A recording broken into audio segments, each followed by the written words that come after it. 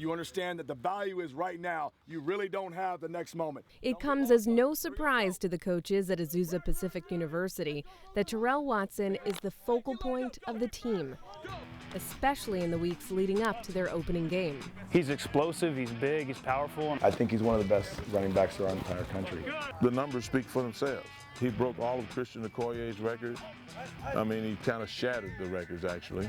They say Watson has a gift. He is freakishly great with visually seeing things. And so we can diagram something up on the board, and Terrell can take the time, capture it in his mind, and go out and perform it. There's a term for that, and it has something to do with having a sixth sense, an awareness, an unusual ability to see certain things. When I play, I learn how to slow down my head. It's like, yeah, people are moving fast. Of course, you have people flying around, but you slow it down and you look at things you need to look at. I always kind of joke with them and go, it's like the Matrix in your mind, isn't it? It's just really slow and you're able to anticipate and make the moves you need to make. So that has to be a huge advantage, the fact that you can anticipate their move. It's a huge advantage. Be able to go tell the coach what the defense ran 5-10 plays ago. Coach ran out like this guy tackled me. I don't know why this guy was standing by himself. Just watching knowing when blitzes are coming down. If I see a safety rollover over a corner, that's odd. The safety's obviously coming. Someone's coming from that side. And I remember getting the headset to Coach Byes. I'm like, Byes, they're blitzing the linebackers, they're pinching the ends. We just run a screen play, we'll be fine. And I remember, okay, he's like, yeah, I see that. And then we ran the play and it worked. So the feedback that he gives us, we respect it because we do understand he sees it in slow motion. We do understand that he can anticipate.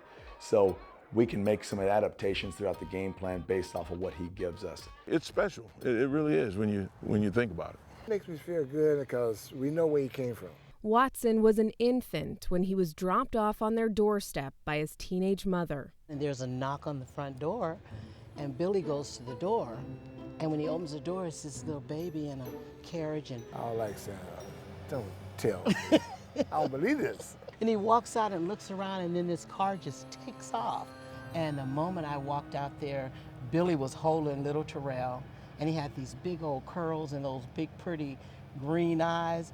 And when he looked at me, everything I wanted to say to her, it just went away. His teenage mother was actually Billy Watson's daughter. The Watsons adopted Terrell, raised him as their son, and soon discovered he had a learning disability. He was in special ed since he was in elementary when he first started school. Reading, comprehending stuff was super hard.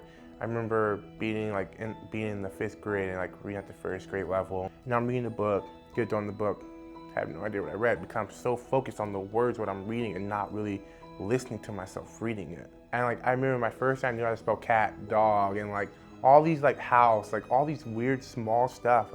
I was learning how to spell that in the 5th grade. And some teachers, well, I don't know if he'll go to college. No, he's going to college.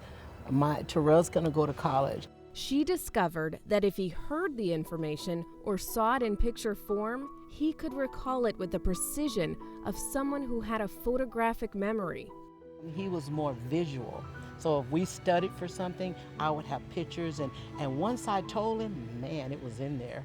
He could tell them everything. And then he'd come home with his test, and he'd ace the test, and we'd be like, oh my God.